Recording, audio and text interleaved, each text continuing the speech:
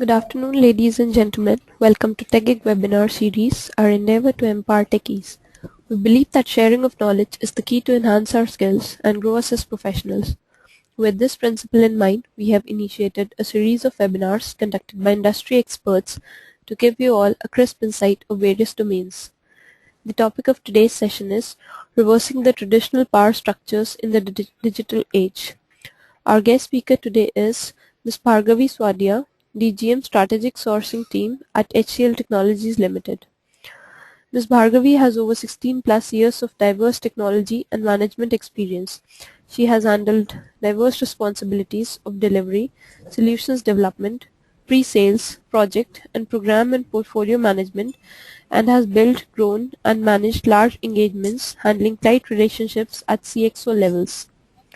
An employee-first leader with innate ability to build teams, empower people, and bring out the best in them, she has a proven track record of working with globally distributed and culturally diverse teams to achieve results, growth, and customer satisfaction.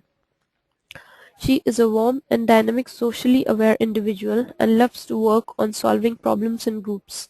She likes reading, spending time in nature, and is an avid runner with 6 half marathons and is also a certified rally car driver. So without further delay, I introduce you all to our guest speaker. Over to you, Ms. Bhargavi. Hi, good afternoon everybody. Thank you Mohini for the nice introduction. So I would like to welcome all of you onto this presentation or this webinar series as they call it. This is the first of the series that I'm doing now, and the topic that we're going to talk about today is reversing the traditional power structure in the digital age.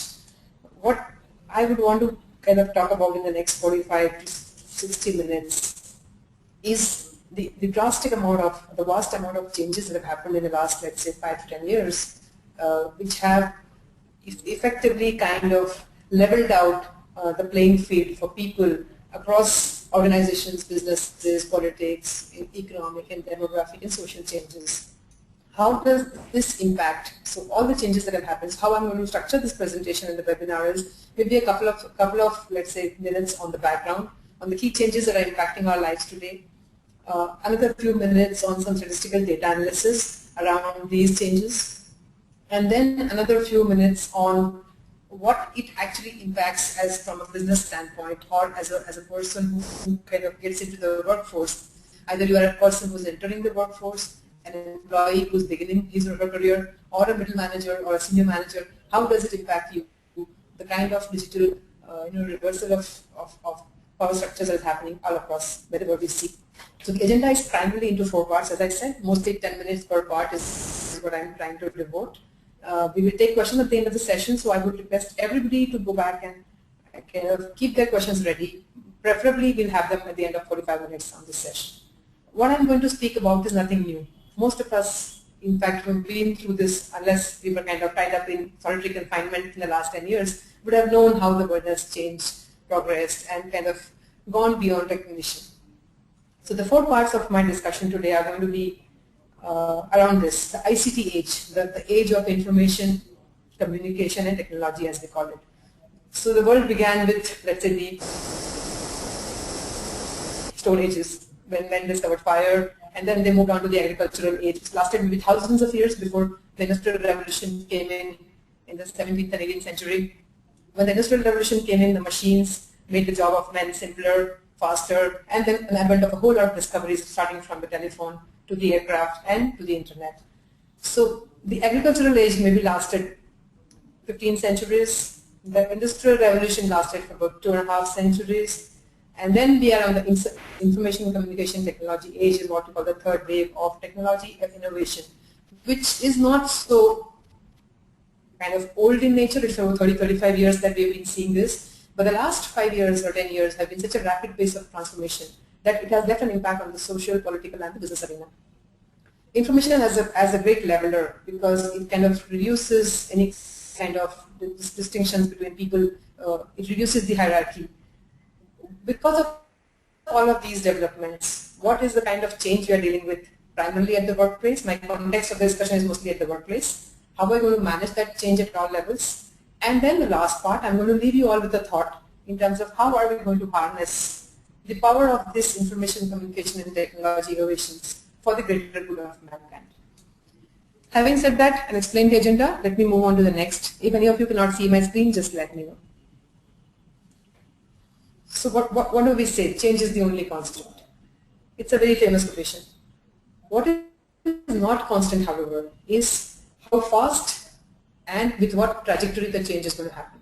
None of us could have predicted in the last 10 years the way the world has changed, the way nobody could have predicted that, let's say, people would be moving from a fixed telephone connection to a wireless connection, to a mobile connection, to a smartphone, to a mobile commerce. These are the things that perhaps 10 years back, 8 years back, none of us could have imagined.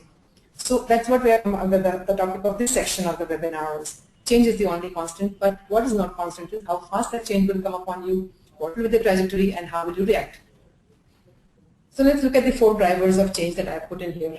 And I've put them in the context of information technology because that is what all of us are dealing with today. IT is all prevalent, completely unobtrusive, but it has impacted all parts of our life. So the 4 drivers of change that are there today are the mobile, the internet, the social media, and the smart devices. The last 3 to 4 years have seen such a surfeit of innovation in these areas.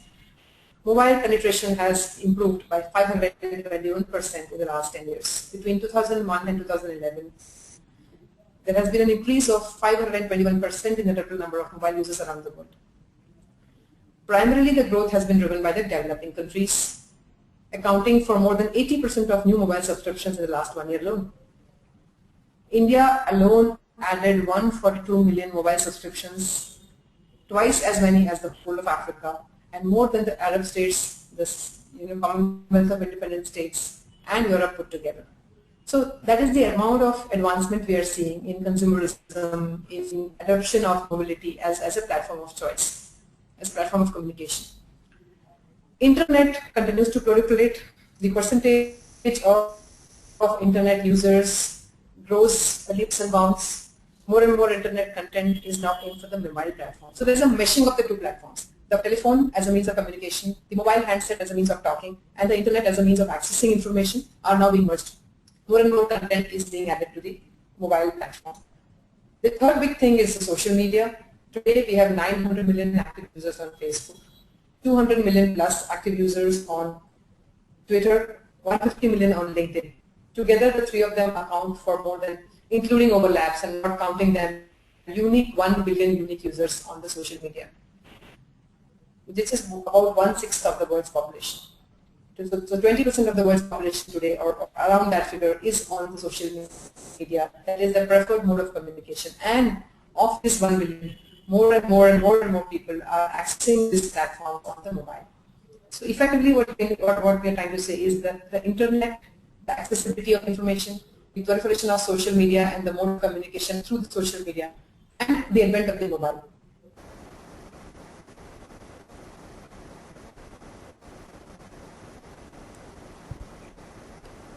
Miss Bhargavi, I would like to interrupt you. Your voice, tablets and the palm books. Miss Bhargavi, your voice is going off in between. Can you please check your connection? Okay, let me hold my class slightly closer. Is this better now? No, it's not. Is this better? My connection seems okay. Now it's fine. You can continue. Can you hear me now? Yeah, I can hear you now. Now you can continue. So continuing from where I was talking about, so internet, mobile and social media, together with the advent of the smart devices. Today nearly half of all cell phones are smartphones. Tablets have been the fastest penetrating technology advancements in the US. They have taken only 4 years to go from 0% to a 40% adoption rate in the US and is continuing to remain the fastest growing adoption rate platform. No other technology platform, including the electricity, the telephone, the television, the radio, the aircraft, none of the technology innovations that went before this have had such a high adoption rate, including the home computer and the PC. So So where do we go from here? These are the 4 drivers of change. We have the mobile platform, the social media platform, the internet, and the smart devices. Put together, these are the enablers of the information age, putting more and more power in the hands of the common person. Whether it is a student or a professional or a manager or a business person or a politician or you name it. The one box on the left side, which says intelligence from unstructured data, that is the next step, that is the future. So today all of us are generating so much of data, putting on so much of information, structured and unstructured on the web. There are companies and corporations which are looking at developing algorithms which will generate a lot of intelligence from this data.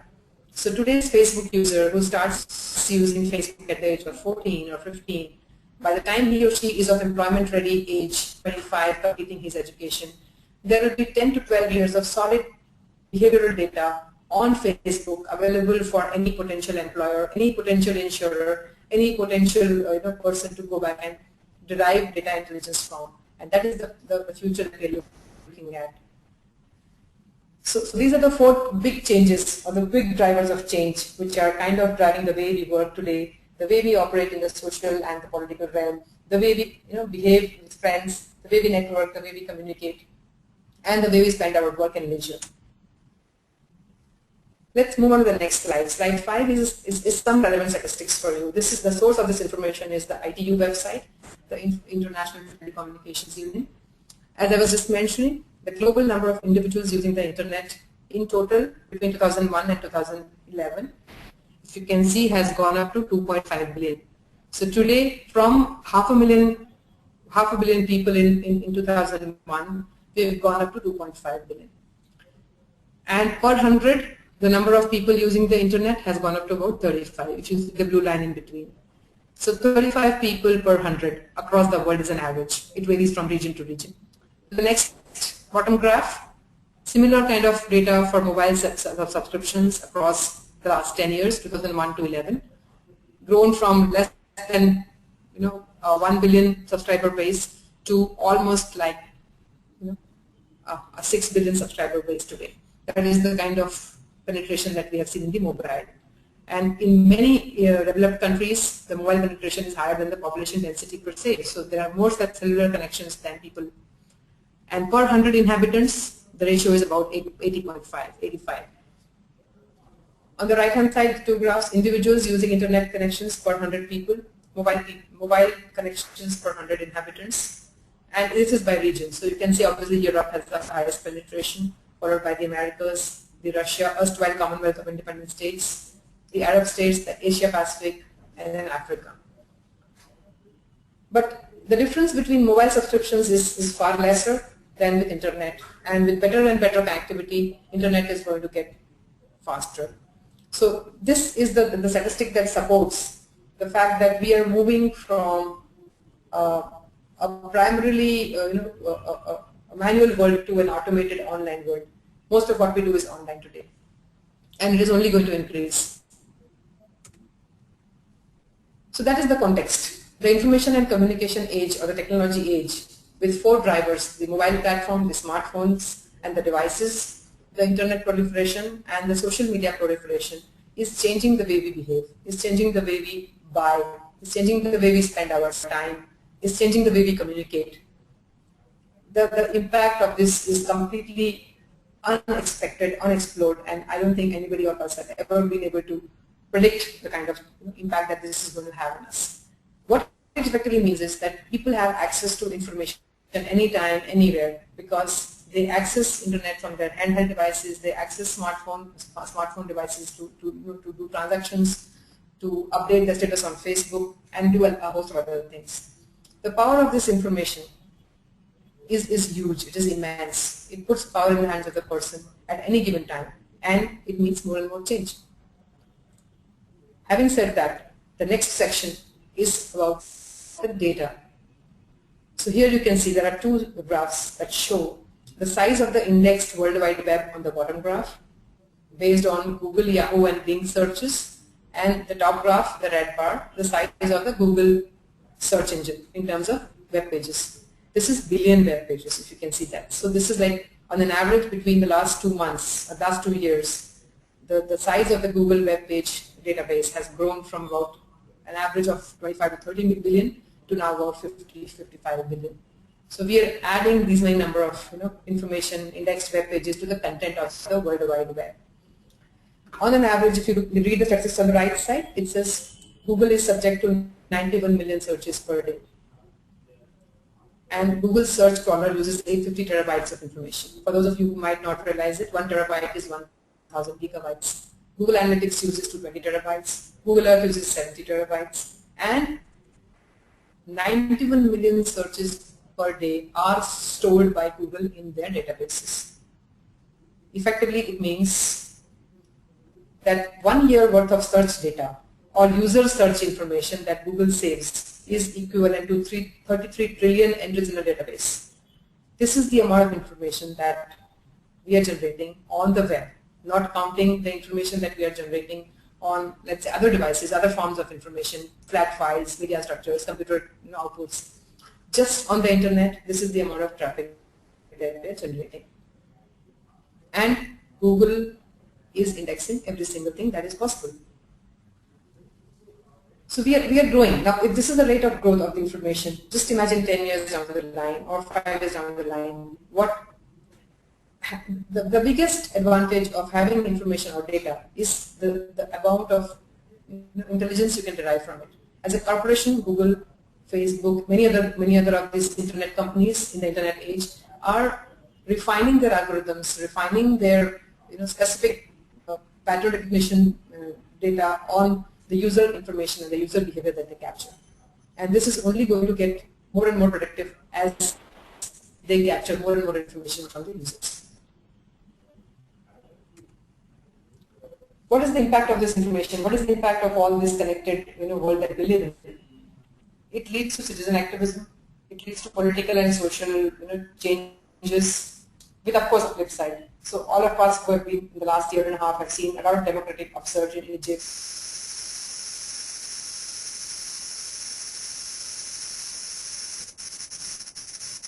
The citizen activism that we see Bhargavi, in so many of these countries across the world. Bhargavi, there's a lot of US disturbance elections. from your end. Can you please check? There's a lot of disturbance coming again. Okay, Mohini, shall I just? Okay. What do you think I should do? I should just reconnect it one more time. It's better if you dial in using the phone. That would be better. Is this better now? It's good now. Okay. I think there might be some connection problem here. So, pardon me for the change. For all the audience who's listening in, I'm extremely sorry for some of the glitches that we're facing. It just goes to show that we're not really that mature as a team for all the IT and advancements that we might have. So coming back to slide number 8, if you can see that on my screen, the point that I'm trying to make here is that there's a lot of impact of this information proliferation that we have. All of us have heard of WikiLeaks. All of us have heard of the right to information in India, the anti-nuclear protests, the democratic upsurge.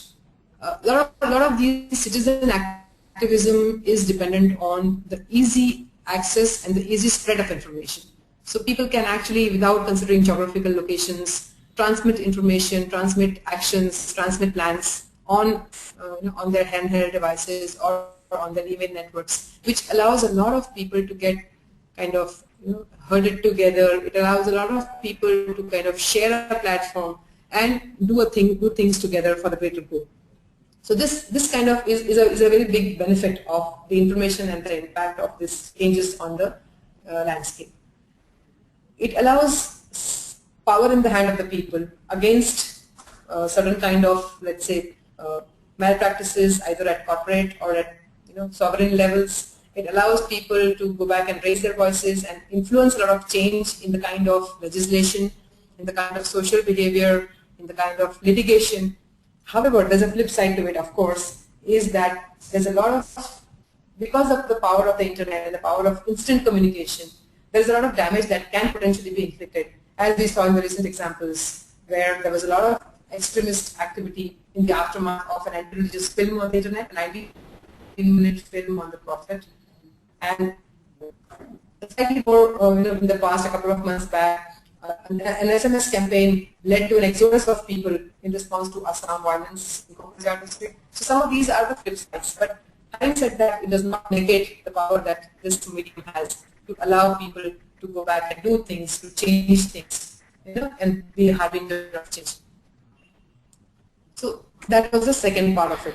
So having said that, the first two parts of Bhargavi, just a second. Can you please dial in through the phone? Yeah. Your voice is breaking a lot. Can you please dial in through the phone? Okay. Let me just dial in through phone in the meanwhile. Yeah.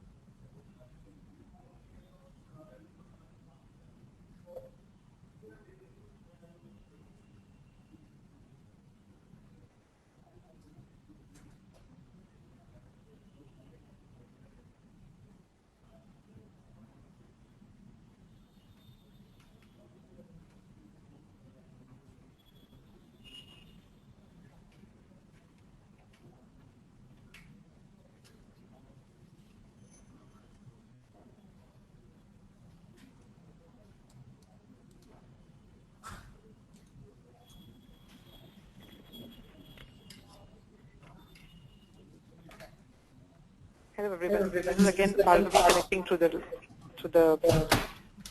telephone line. I'm hoping the audio is much better. To disconnect the headphones, please. Your voice is echoing. Yeah, It's coming twice.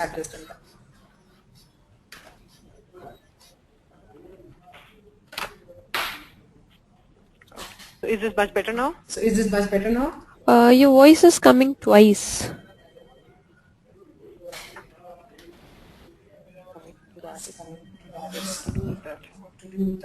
Have you selected the option of telephone from the audio pane?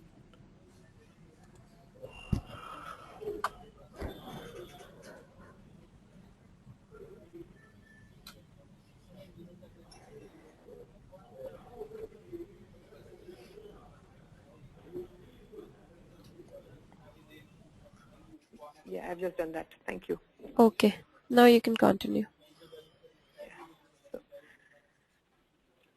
So just to recap, I'm sorry for that everybody. So just a couple of minutes of glitch. So just to recap what I was trying to build upon. The information technology and the changes in the way we behave, the way we communicate, the way we collaborate, has given rise to a lot of good things, has given rise to some obvious flip sides. But having built that platform, how is it going to impact us in the workforce?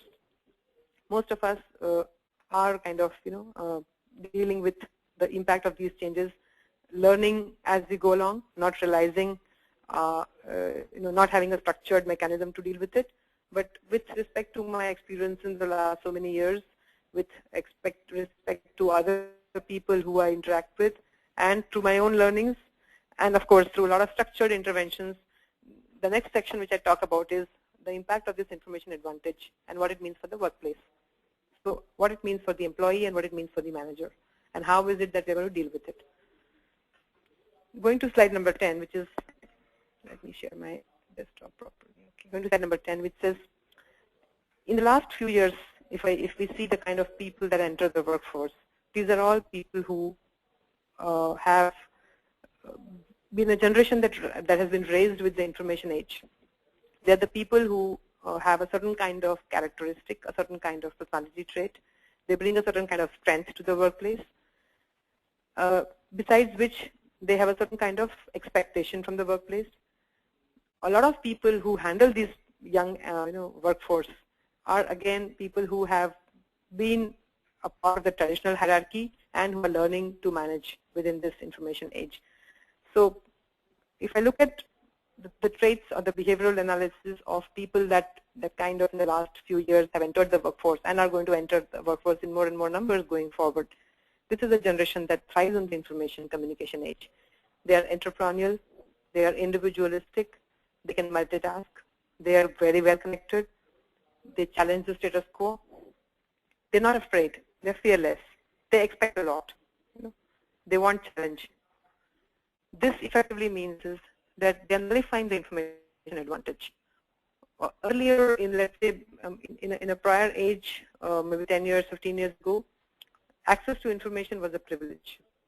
It used to define the hierarchy between, let's say, a person who is senior and a person who is junior. The senior people generally had more access to information, more information at their disposal, the liberty to dispense it selectively depending on a certain set of criteria. That advantage has been completely nullified. So this is a generation that has been reared with that kind of empowerment.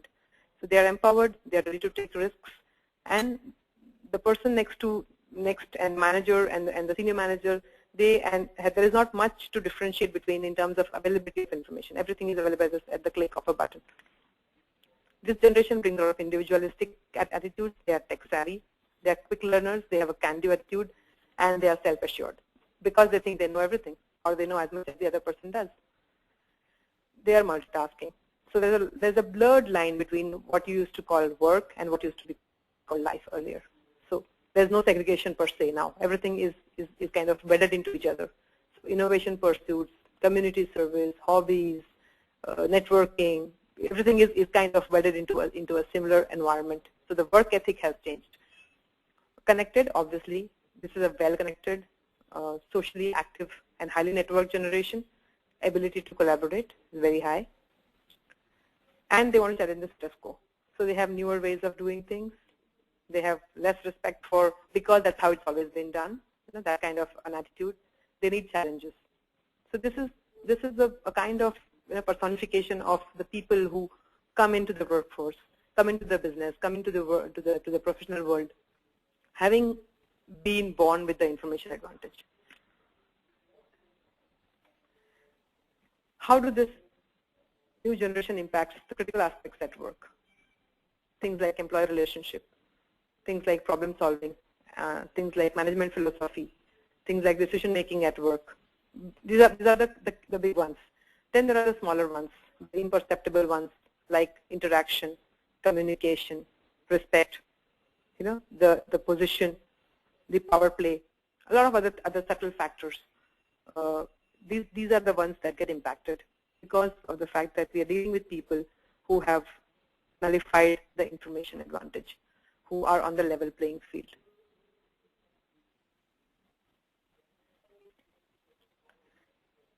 Earlier, positions and authorities used to be respected. Work was straight-jacketed. Today, employee relationships are based on competence and respect. They are based on flexibility. There is not as much of a rigor as it used to be earlier. Earlier, problem solving was driven by a few experts. It was siloed. You generally went with what the expert said. Today, it is more based on the wisdom of crowds. It is based on encouraging creativity, encouraging diverse ideas, getting people to know and opinionate and share their ideas. It's more consensus-driven. Management philosophy of the earlier days, command and control, bureaucratic, hierarchical, driven by position more than by everything else, has given way to a more transparent, more inclusive kind of management philosophy. Every opinion counts. The higher the diversity of the group, the better. It's a more inclusive approach overall. Decision making, how it has been impacted. Top-down and prescriptive nature of decision making, saying this is what has to be done because somebody has thought that is the best, has given way to a collaborative and participative decision making in the in the critical aspects at work. The subtle differences in terms of communication, the way a structured communication works. Earlier, it used to be kind of a top-down approach to communication. Now it is more collaborative, including CEOs and senior managers use all kinds of mediums, including social networking, Twitter, Facebook posts, to communicate with their employees who have an information advantage that they carry. But then it's not all rosy, as I said, because this is a generation that has been born and reared on the information advantage. There's a lot of inbuilt, inherent, taken for granted things that they come with. The first thing that we as managers need to learn is how to manage the new information paradigm. What are the key changes that we need to inculcate in our behavior? Because this generation of employees, these people who come in with this information advantage, have a set of expectations, and they bring in their sense of entitlement. That they are the ones who deserve the best. They are the best. They can do the best. This kind of a sense of entitlement, they need, let's say, a very good positive motivation all the time. They need a lot of, good feedback all the time, praise, flattery. That's the kind of expectation somehow many times that needs to be managed. So then there's less respect for authority, less respect for titles, less respect for designations. There's a need for creativity and flexibility. There's a need for a lot of balance and use of allowing them freedom to do things as they want. Less of a kind of pedagogy that is associated with it. How does the management philosophy change when you're managing people of this kind? So the 5 tenets that I've kind of come up with based on what I think and my experience has gone through in the last so many years. Blending the expectations of this generation with their sense of entitlement by giving a balanced productive feedback and positive reinforcement. Balanced in terms of timing, balanced in terms of content, balanced in terms of opportunities. That kind of sets it slightly better than leaving it off. Creating mutual respect, listening to them, investing together, and sharing the big picture. This is a generation that does not depend on bits and pieces of information. They want to be in.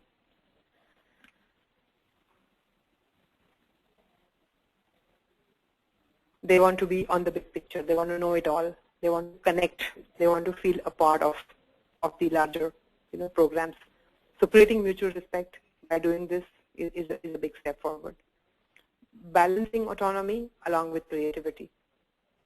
These are the people who do not need to be told how to do things. They prefer to be told what is to be done and then left on their own. The need for that autonomy and the creativity for them to do things on their own needs to be channelized with the kind of outcomes that are expected. So as managers, we need to define structures. We need to channelize them. We need to give them a set of expected outcomes and a general direction, and then balance out the need for autonomy and creativity within those broad paradigms. Mentoring and reverse mentoring, another very important aspect.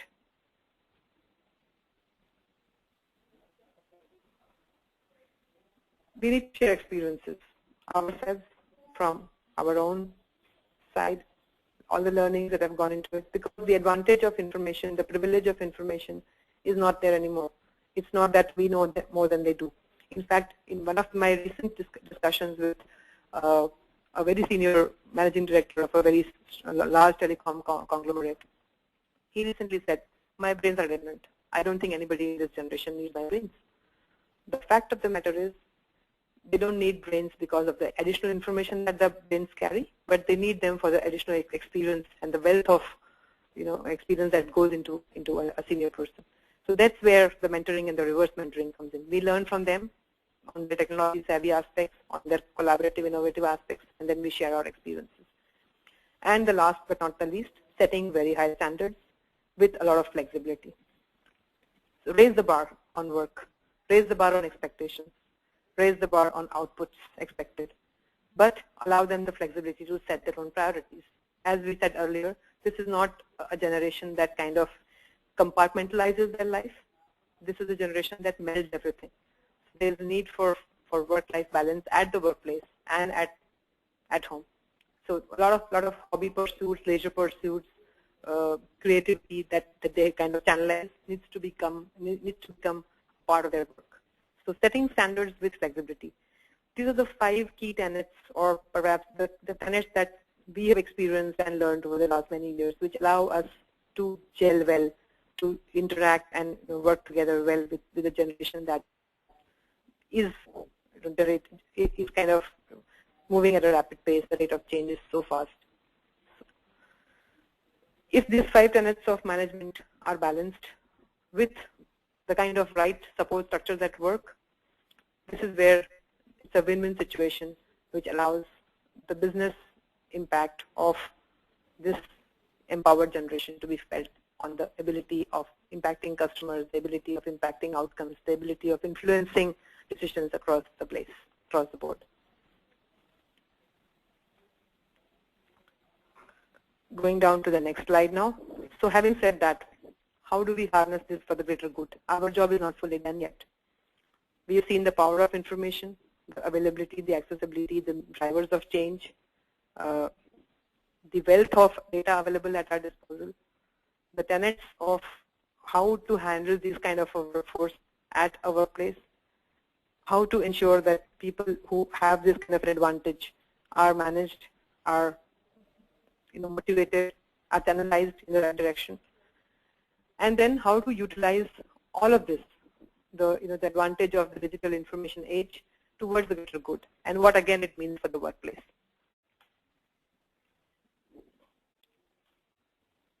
As far as I have an opinion on it, there are the 4 key issues that are addressing the world today.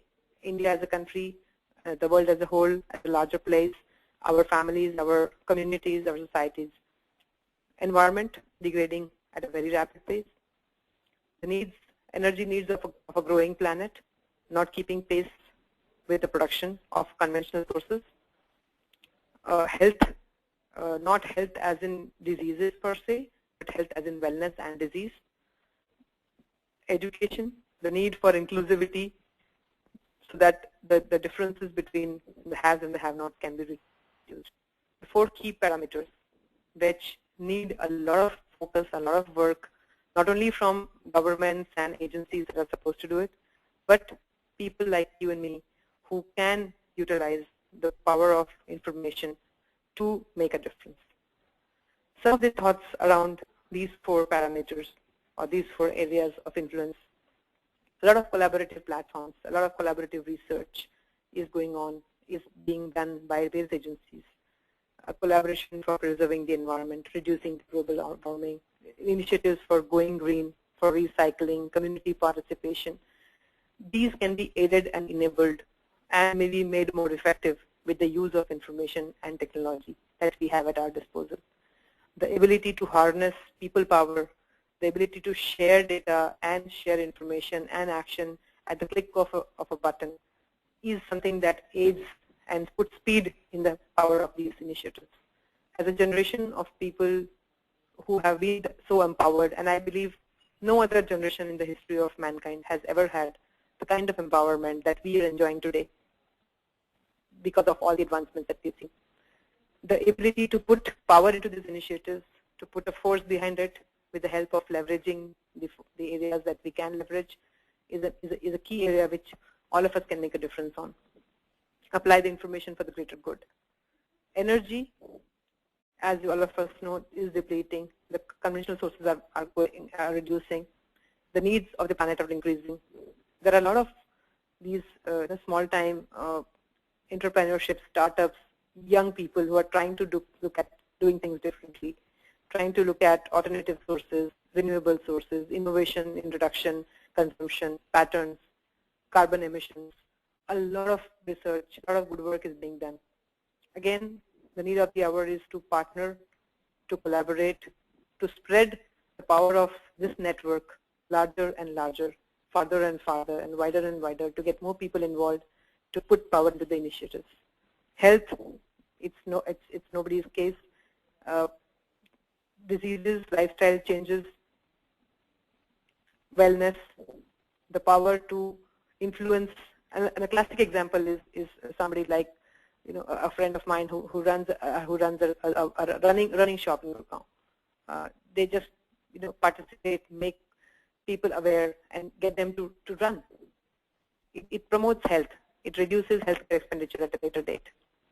But just imagine if we could unleash the power of the social media, unleash the power of the smart devices that we have to go back and influence a generation of people focusing on wellness, focusing on health, build a collaborative platform, have community initiatives. The same is the case with education. We could utilize a lot of these avenues to allow universal access to education to all the people in the world. It's not as if we need a traditional classroom and a teacher every time.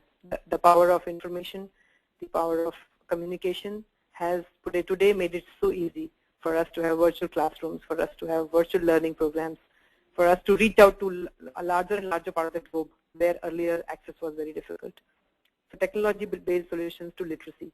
These are some of the areas that all of us need to look at as not only as a generation of people who are empowered, but also as a generation that needs to leave a legacy for the people that come behind. That is my last kind of slide on this presentation. Having said that, just to a quick recap, the theme of this presentation was the impact of information and reversing the power structures in the digital age. And effectively what I wanted to convey was that with more and more information, with more and more communication, and with more and more devices that are being put in our hands, we as a generation of people are becoming more empowered, more informed, and more intelligent. What we do with this information, how we deal with it, and how we harness it for the greater good of people around us is what is going to make a difference for the next generation. Thank you, and I'm open for questions now.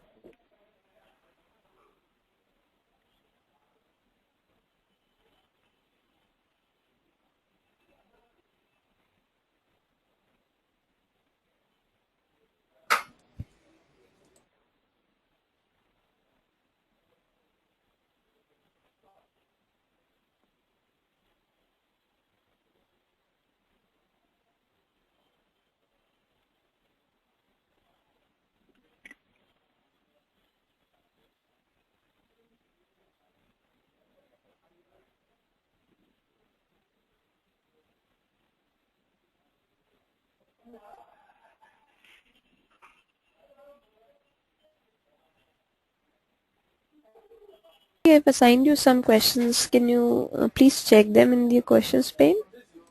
Yeah, I have a couple of questions. I think one person has asked what.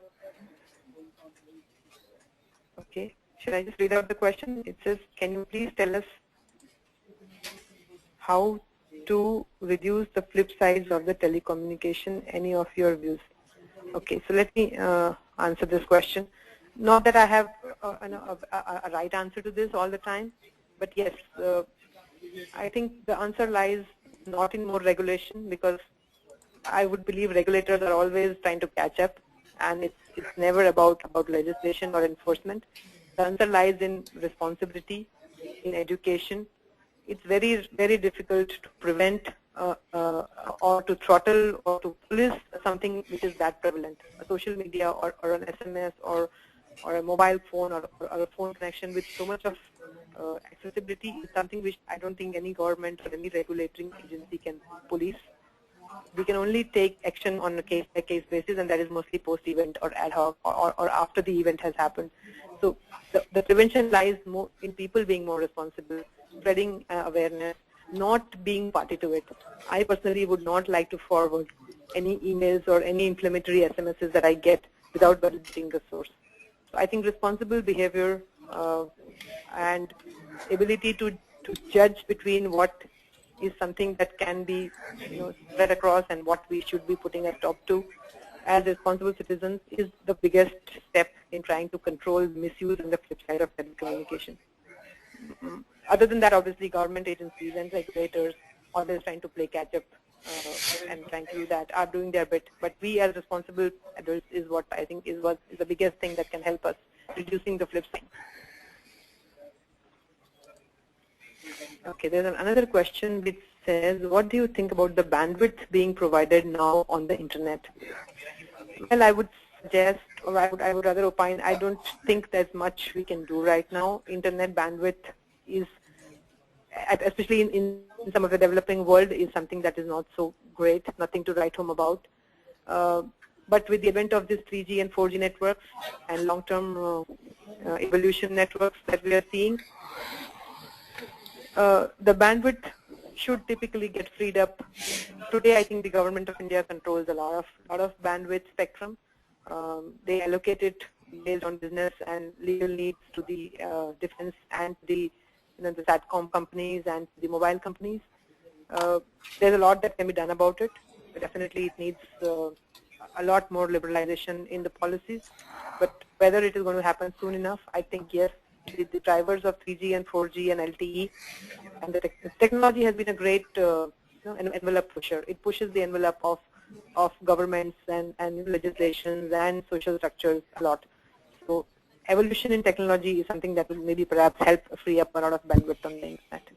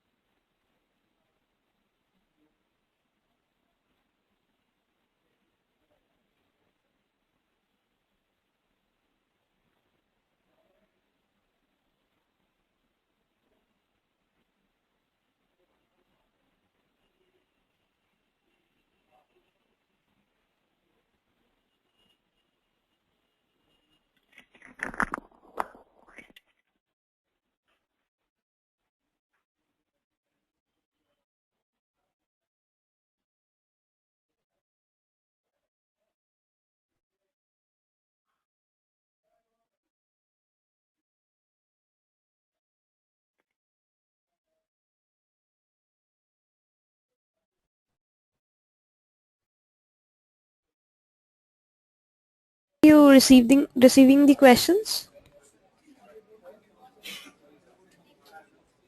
I received 2 of them. I'm not receiving any more now. Just assign a couple of questions to you. Have you? Let me check. Just undock Received one. the control pane and please enlarge it.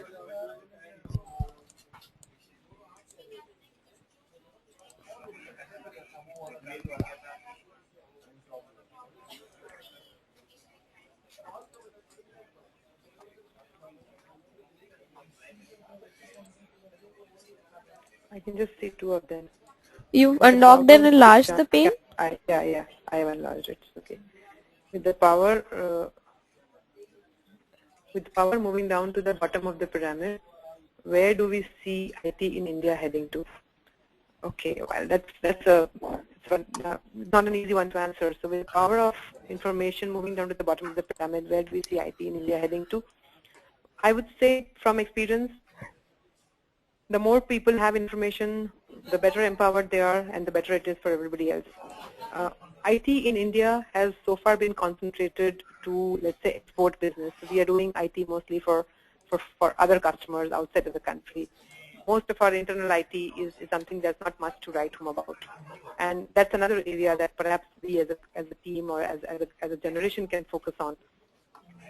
With access to information, with access to, let's say, devices being so common, it's something that IT can actually help areas as diverse as, let's say, farmers who want to go back and do a sort of, analysis on their crop patterns, or, water divining methods in terms of availability of, let's say, groundwater levels, or need for, let's say, a certain kind of treatment or some kind of disease benefit on a health of a particular village or a district. A lot of these small-time IT initiatives, in fact, one of the biggest initiatives in IT in India that has succeeded is the eChopal ITC-led initiative. There are so many of them in the villages. The milk Amul dairy, the recent one which came to light. A lot of these initiatives can actually, the community initiatives can be made faster, more efficient, and more productive with the help of IT. So having said that, I would say that structured IT in India per se is not something that we are really being so good at so far. But yes, with more and more people getting more and more empowered, this is something that definitely is an area to be focused upon. IT initiatives in small niche areas will impact in a very big way. There's one more. Why power structures sometimes fail to manage? What is the reason behind this? Okay, somebody has asked this question, saying why do power structures sometimes fail to manage? Typically, I would say power structures are what get developed because of a certain style or way of working, or a certain kind of, a paradigm, or a certain kind of a kind of arrangement in a group or in a team or in a larger setup. So power structures is not something that comes with either designation, title, or authority. It generally kind of, especially in today's generation, it doesn't come with all of these trappings of power. It actually comes more as a result of a leadership style, or a mentoring style, or a managerial style. In many cases, power structures would fail because either the person who's the leader has not understood the team dynamics, or is failing to get people along with him or her in trying to address an initiative, or sometimes because the team is not fully aware of the larger picture of what is it that they're going to achieve. For power structures to succeed, or for any kind of a structure to succeed for that matter, there has to be one person or one or two people who actually can communicate the larger picture to the entire group, who can channelize people towards the greater good or towards the larger objective of the group, and ensure that everybody understands the roles that they play. Once in a team the roles are very clear, typically there shouldn't be any reason for power structures to fail, because then the team which is aligned, which is moving in the same direction, and which has a very good clarity on the role structures, should generally be self-serving with a little amount of herding from the leader.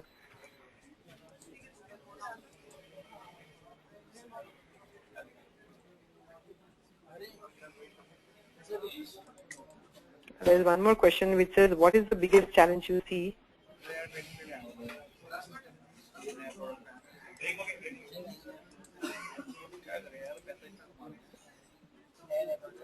Will today's generation, we know it all attitude benefit the IT industry? Okay. As long as people are open to receiving inputs, whether it is at a young generation, old generation, managers, middle managers, I would say it's not something that one can say is benefit to the IT industry or to the other people or to anybody specific. Benefit of an attitude can only be felt if it is leading to a certain result. So if the attitude of knowing it all actually is supported by the person actually knowing it all, by the person investing in himself or herself, ensuring that he or she is updated of what is the latest, hence their opinions are the ones which really are grounded in facts or grounded in data. then that attitude might really be very useful. If that attitude is on a false premise or on something which was historical, maybe 1 year back I knew everything, today whether I know it or because times are changing so fast, information is being added so fast that to be able to stay relevant every day, every hour, one has to keep on investing in oneself. If that is on which it is based, that attitude of know-it-all is based on that particular investment, I would say it benefits everybody. But in any case, people have to be open. You cannot carry a blind spot. So unless a person is open to listening, the know-it-all attitude is not going to help anyone.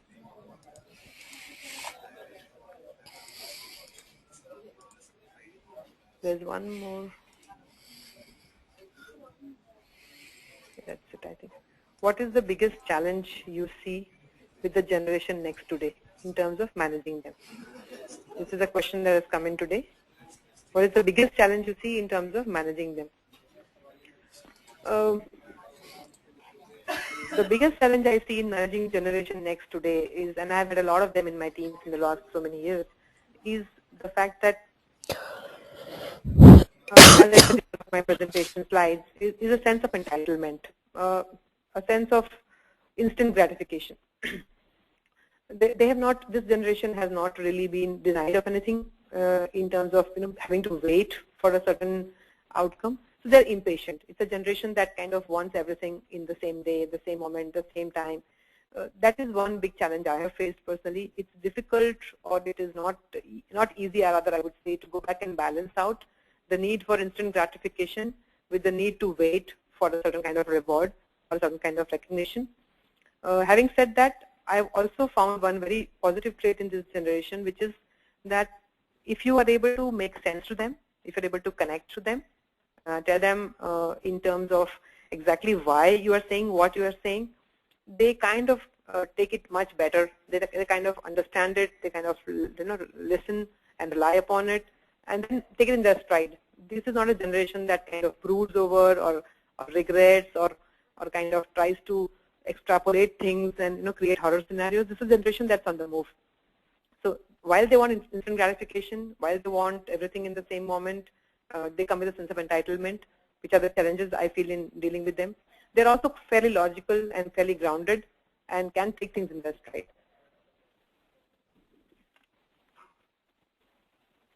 What about security concerns raised nowadays that have increased with these advancements? How are they catered to in this digital age? Security considerations, I'm assuming this is about internet security and not personal or physical security. Yes, I would agree. Security is a big concern, especially with the fact that there's a proliferation of data on the internet, a proliferation of personal information on the internet. People are less circumspect about sharing. People are less conscious about letting everything out, and which kind of leads to security concerns. But as we know, the security agencies are kind of keeping up, trying to keep pace with the changing face of the internet, the changing face of the global web behavior, the changing face of the global consumer. These agencies and security companies keep on adding. There's a lot of hardware and software security measures already, trying to keep pace with the way things are changing. Having said that, obviously there are few and far between flaws which will kind of impair data. As responsible people, it is our important responsibility to ensure that any kind of information which one feels can be misused or can be utilized against a self or the company or the customer should definitely be treated with utmost care and should be taken, should not be given up in public domain. But besides the personal responsibility part, there is a lot of other innovations that are going on into internet security, and it is kind of becoming better as we go by.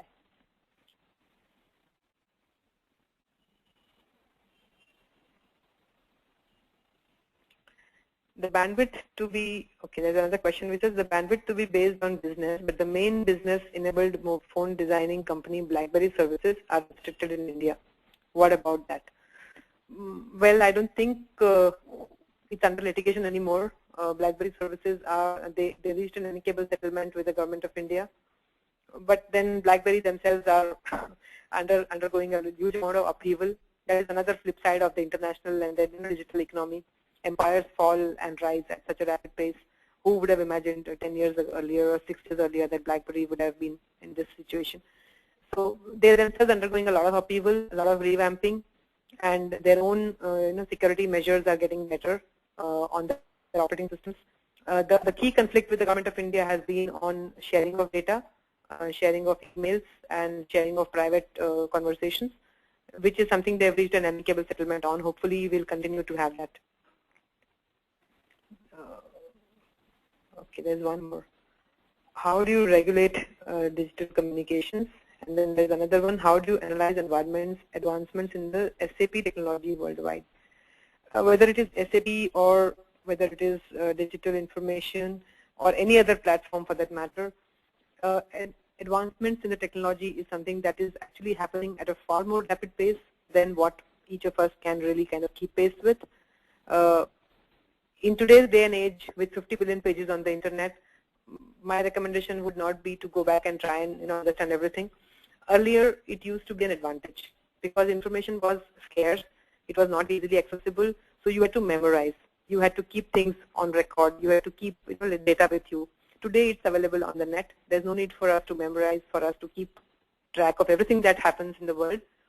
We need to focus ourselves on what is relevant. What is relevant to your work, what is relevant to your life, and then focus on that.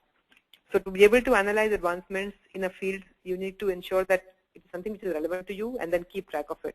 And there are enough, let's say, web forums and enough technology forums and enough user forums that allow one to keep an area of interest alive. Does crowdsourcing really work for the good? Okay, that's a good question. Does crowdsourcing really work for the good? Yes, so far I don't think that we have any reason to complain. Crowdsourcing or the long tail or internet behavior, classic examples are Amazon, Flipkart, this photo studio, the photo application, the Instagram application that Facebook just brought over.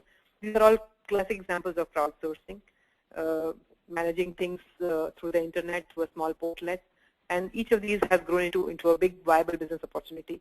So I would say crowdsourcing really works. Do you think the government should moderate the comments on the web? Do I think the government should moderate the comments on the web? No, I don't think it is humanly possible for the government or any agency to actually do that. Looking at the proliferation of internet users and internet websites and kind of content, the onus of moderating content should generally be on the content publisher, on the, let's say, if it's the Times of India website or if it's the Economic Times website or a magazine website. The onus of moderating content should typically fall on them. Government can issue broad guidelines. However, with a country as diverse as India, politically, religiously, culturally, ethnically, it is almost impossible not to offend somebody or the other. Again, the responsibility lies with the user and the reader on how to react, whether to react or not to react. But obviously, government has broad guidelines on, and website corporations have to be responsible to ensure there is not enough abuse in the internet. Do you think availability of information on internet is helping teenagers? Do I think it's helping teenagers? Yes, depending on enough information access, it is going to help them or harm them. And availability of information on the internet in terms of study material, in terms of course content, in terms of options, in terms of information about universities, courses, job prospects, definitely is going to help teenagers as long as they are accessing sites which are not good for them. Okay, can you tell us some of the good online resources where we can update ourselves according to the new trends in information technology? Well, you can search Google for that. What I use for my research is typically Harvard Business Publishing, all the content on HBR, all the content on CNN, some content on information specific industry like international telecommunication websites. These are some of the sources that I use for keeping myself updated. You can choose and pick and choose as per your areas of interest. Okay, can you please share your opinion that what is the average age of learning IT in this fast-paced age? Is it a real challenge for IT persons to cope with it consistently? forget about IT. I would say there's no age for learning. One can be a student for life. The more you are able to learn things, the better it is for you at any age. Both social and traditional media are available in the market. Still, some of them are changing for analysis reports. Are they beneficial? Yeah, traditional media still persists. Social media still persists. It again depends on the type of information, type of analytics, type of reports that you are looking at. There is in fact what I would say in today's day and age, there is one to suit every need. So depending on what you need, you will find it.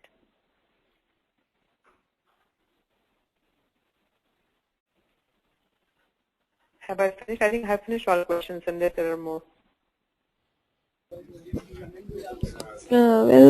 Thanks for the insightful presentation and taking up the questions, Ms. Bhargavi. It was indeed a great session. I would also like to thank all our participants for their support in making this webinar a success. The recording of the webinar will be available on techig.com by tomorrow. Thank you all. Have a great evening. Thank you, Mohini, and thank you everybody for sparing time and listening to me for the last 1 hour.